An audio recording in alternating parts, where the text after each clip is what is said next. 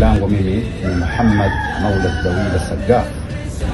Kwa famili tatu, yani famili ya Said Hassan bin Nasir, Said Muhammad bin Nasir na Said Ahmed bin Nasir. Kesho tarehe 14 Septemba mwaka huu wa 2025 tutakuwa na mkutano dharura muhimu kuhusu masala ya ardhi iliyopo Wasini katika ukanda wa Puma pale kaunti. Tuko hapa sisi sote kama wanafamilia ya Sagaf kumshukuru Rais William Samoei Ruto kwamba ni serikali yake iliyotupa sisi hati yenye kumiliki ardhi katika kisiwa cha Wasini Kwale County. Maoni yetu kwa wale ambao wananchi wamejenga nyumba ili kujistiri wasinyeshewe, kama serikali haitowanulia, basi sisi kama wanafamilia hatuna budi isipokuwa tutawatoa.